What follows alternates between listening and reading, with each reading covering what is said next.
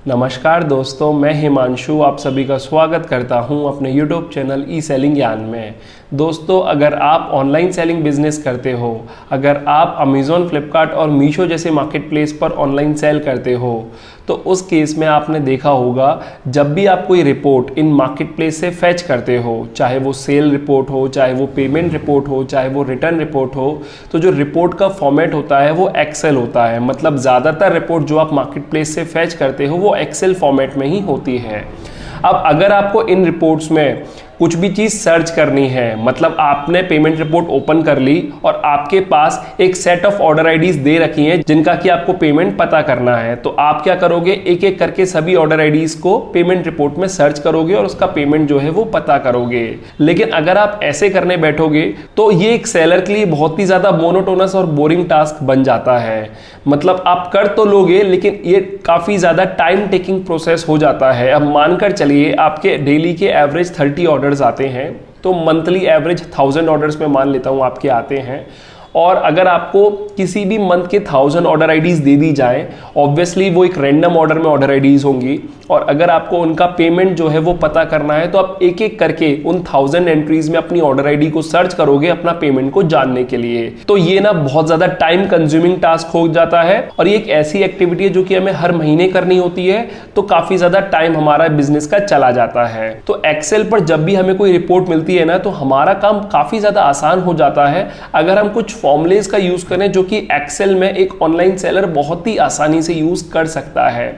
तो आज का मैं ये वीडियो इसीलिए बना रहा हूं ताकि मैं आपको कुछ फॉर्मूलेज सजेस्ट कर सकूं, गाइड कर सकूं, जिनको कि आप अपने बिजनेस में day to day business operations में यूज़ कर सकें। यकीन मानिए दोस्तों कि इन फॉर्मूले का यूज़ करके आप घंटों का काम मिनटों में कर सकते हैं, और आप अगर इन फॉर्मूलेज का रेगुलर बेसिस पर यूज करने लगोगे तो आपकी प्रैक्टिस भी होती जाएगी और आप अपने काम को और ज़्यादा सिंप्लिसिटी से कर पाओगे।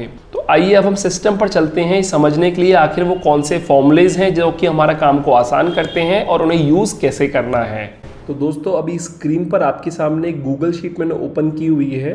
तो देखिए, गूगल शीट और एक्सेल लगभग सिमिलर है। जो फॉर्मूलेज आप गूगल शीट में यूज़ कर सकते हैं वही फॉर्मूलेज आप एक्सेल में भी यूज़ कर सकते हैं। तो इधर मैंने गूगल शीट ओपन कर रखी है क्योंकि मैं ज़्यादातर गूगल शीट का यूज़ करना प्रेफर करता हूँ।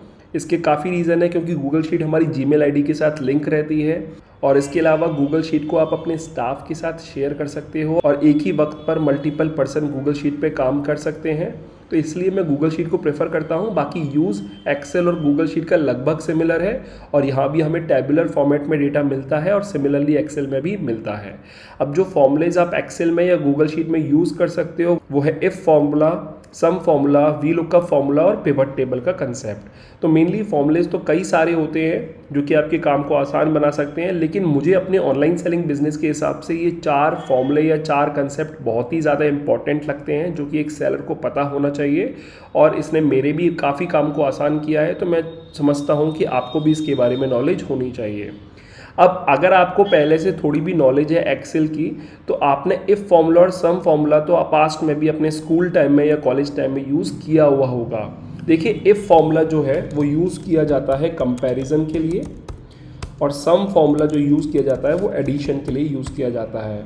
अगर इफ फॉर्मूले का मैं एक एग्जांपल दूं, तो जैसे फॉर एग्जांपल मैंने एक सेल में नंबर लिखा 10 और दूसरे सेल में नंबर लिखा 20, मुझे कंपैरिजन करना है कौन सा बड़ा है और उसके हिसाब से रिजल्ट प्रिंट करना है, तो मैं इफ फॉर्मूले का यूज़ कर लूँगा। और एक्सेल और गूगल शीट में कोई भी फॉर्मूला जो होता है वो इज इक्वल टू से स्टार्ट होता है, उसके बाद इफ फॉर्मूला आता है, फिर उसके बाद ब्रैकेट स्टार्ट है। यहाँ पे मैंने कंपैरिजन कर लिया, क्या D1 is greater than E1। D1 और E1 जो है वो सेल के एड्रेस हैं। 10 का एड्रेस D1 है और 20 का एड्रेस E1 है। तो मैं रिजल्ट प्रिंट कराऊंगा, अगर D1 बड़ा है तो फ्लिपकार्ट प्रिंट हो जाए, और अगर E1 बड़ा है तो अमेज़ॉन प्रिंट हो जाए। तो इस तरीके से मैंने रिजल्ट प्रिंट करा लिया। यहाँ पर क्योंकि मेरा 20 बड़ा है इसलिए मेरा अमेज़ॉन प्रिंट हो गया। कल को अगर मैं इधर 10 की जगह 30 लिख देता हूँ तो यहाँ पर मेरा फ्लिपकार्ट प्रिंट हो जाएगा। सिमिलरली दूसरा जो फॉर्मूला है वो एडिशन, जैसे मैंने 10 और 20 लिखा और इसको मुझे ऐड करना है, तो इज इक्वल टू सम। सम के बाद आप पहले वाले जो भी सेल है जहाँ से आपको एडिशन स्टार्ट करना है, उससे लेकर लास्ट वाले सेल तक आप ड्रैग कर दीजिए और ब्रैकेट बंद कर दीजिए और एंटर कीजिएगा, तो आपको सम मिल जाएगा 10 + 20 = 30। देखिए ये मैं आपको शॉर्ट में समझा रहा हूँ क्योंकि मैं बहुत डिटेल में समझाऊंगा तो काफ़ी लंबी वीडियो हो जाएगी। बाकी आप इसे गूगल पे भी पढ़ सकते हैं। तो मेरा मोटिव है कि अभी आपको फॉर्मूले के बारे में आइडिया दे दूँ कि कौन से फॉर्मूले हैं और आप उसका कैसे यूज़ में ले सकते हैं। तीसरा फॉर्मूला है वी लुकअप। अब वी लुकअप जो है वो यूज़ किया जाता है सर्च करने के लिए, सर्च एंड फैच। मैं बोलूँगा सर्च एंड फैच। तो देखिए मैं इसका एक एग्जाम्पल बताता हूँ। जैसे फॉर एग्ज़ाम्पल मैंने इधर लिखा ऑर्डर आईडी और यहाँ पे मैंने लिखा पेमेंट, ठीक है। यहाँ पे ऑर्डर आईडी थी A, B, C और D और यहाँ पे पेमेंट था 10, 20, 30, 40, ठीक है। अब मैं एक दूसरी जगह पे एक रैंडम ऑर्डर में ऑर्डर आईडी लिख देता हूँ CBAD और अब मुझे अगर C का पेमेंट पता करना है तो यहाँ पर आप लोग बोल सकते हो C का पेमेंट क्लियरली दिख रहा है कि 30 हमारा पेमेंट है, लेकिन हमारे पास जब 1000 एंट्रीज होती हैं तो हम ईजिली नहीं पता कर पाते कि कितना पेमेंट है, हमें एक एक करके वहाँ पर सर्च करना पड़ता है दूसरी शीट में जाके। तो इसी काम को आसान बनाता है हमारा वी लुकअप फॉर्मूला। और वी लुकअप काम क्या करता है, पहले सर्च करता है फिर फैच करता है। तो देखिए यहाँ पर मैं = वी लुकअप लिख रहा हूँ।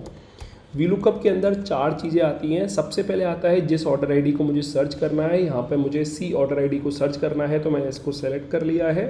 फिर उसके बाद जिस टेबल में मुझे C ऑर्डर आईडी और पेमेंट मिलेगा तो यहाँ पर मुझे H और I में ऑर्डर आईडी और पेमेंट मिलेगा। इसके बाद इंडेक्स क्या है, मतलब बेसिकली ऑर्डर आईडी से पेमेंट कॉलम का डिस्टेंस कितना है, तो यहाँ पे 2 कॉलम्स का डिस्टेंस है, मतलब ऑर्डर आईडी कॉलम नंबर 1 हो गया और पेमेंट कॉलम नंबर 2 हो गया। और लास्ट में 0 आता है जब हम वी लुकअप का फॉर्मूला जो है वो यूज़ करते हैं। तो यहाँ पर मैंने 0 लिख दिया और देखिए C का जो पेमेंट है 30 वो इतने फैच कर लिया है। इसी को मैं ड्रैग करूँगा तो यहाँ पर B का पेमेंट 20 आ गया, A का पेमेंट 10 आ गया, D का पेमेंट 40 आ गया। तो एक्सेल गूगल शीट की खासियत ये भी होती है कि एक बार आप फॉर्मूला अप्लाई कर दीजिए और उसी को ड्रैग कर देंगे तो बाकी सभी ऑर्डर आईडीज़ का भी पेमेंट उसी फॉर्मूले के थ्रू फैच हो जाएगा और यहाँ पर आप देख सकते हैं। अगर आपको वी लुकअप फॉर्मूला अभी समझ में नहीं आया है तो एक बार थोड़ा स्लो करके वीडियो को दोबारा से चेकआउट कर लें, इस एग्जाम्पल को आपको समझ में आ जाएगा। बाकी आप गूगल पर जाकर इसका सिंटैक्स देख सकते हैं। और लास्ट जो है वो पिवट टेबल। तो pivot table is use for summarising the data. Summarising लिख देता हूँ मैं। तो जब भी हमें डेटा की समरी बनानी है, समरी कैसे मैं आपको बता देता हूँ।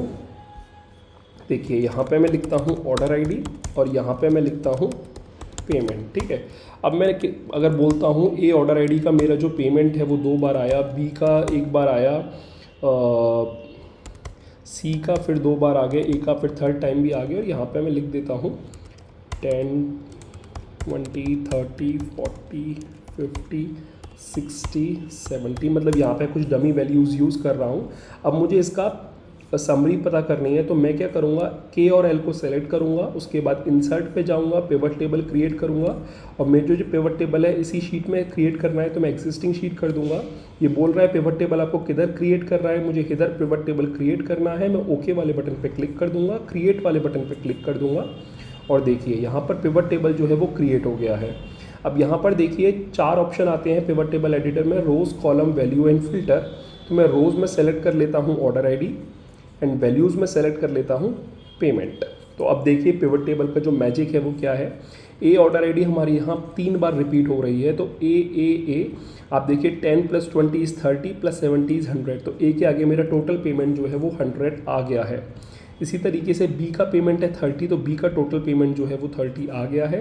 C का पेमेंट है 40 एंड 60 तो C का पेमेंट जो है वो 100 आ गया है। एंड D का पेमेंट है 50 तो D का पेमेंट जो है वो 50 आ गया है। अगर मुझे ये देखना है कि A ऑर्डर आईडी मेरा कितनी बार अकर हुआ है, रिपीट हुआ है, तो देखिए यहाँ पर समराइज बाय सम लिख रहा है, इसकी जगह मैं कर दूंगा समराइज बाय काउंट। तो देखिए यहाँ पर A जो है वो 3 बार आई है ऑर्डर आईडी, B जो है वो 1 बार है, C जो है वो 2 बार है, D जो है वो 1 बार है। तो इस तरीके से आप पिवट टेबल का यूज़ करके कितना भी बल्कि डेटा की समरी निकाल सकते हैं और अपने काम को आसान बना सकते हैं। अब जो भी आपको मार्केट प्लेस से रिपोर्ट मिलती हैं आप उसमें आप देखोगे ऑर्डर आईडी जो है पेमेंट के साथ वो रिपीट होती है, तो आप पहले उसका पिवट टेबल बना दीजिए और फिर उसके बाद वी लुकअप लगा दीजिए तो आप ईजिली पेमेंट रिकन्सिलेशन भी कर सकते हैं। तो उम्मीद करता हूँ अब आपको समझ में आ गया होगा कि आपको इफ फॉर्मूले, सम फॉर्मूले, वीलुकअप और पिवट टेबल का कैसे ऑपरेशंस में यूज़ करना है, कैसे आप इन फॉर्मूलेस को अपने ऑनलाइन सेलिंग बिजनेस के डेटा को मैनेज करने में और अपने काम को आसान बनाने में यूज़ में ले सकते हैं।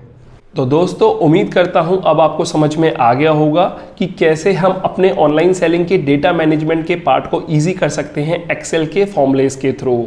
वीडियो अगर आपको अच्छी लगी हो और हेल्पफुल रही हो तो इस वीडियो को लाइक कर दीजिएगा। अपने फ्रेंड्स और फैमिली में जो भी ऑनलाइन सेलिंग बिजनेस करते हैं उनके साथ ये वीडियो जरूर शेयर कीजिएगा। और अगर आप मेरे चैनल पर नए हो और पहली बार आए हो तो इस चैनल को सब्सक्राइब कर दीजिएगा, क्योंकि मैं ऐसे ही ऑनलाइन सेलिंग से जुड़ी वीडियोज़ अपने चैनल पर लाता रहता हूँ।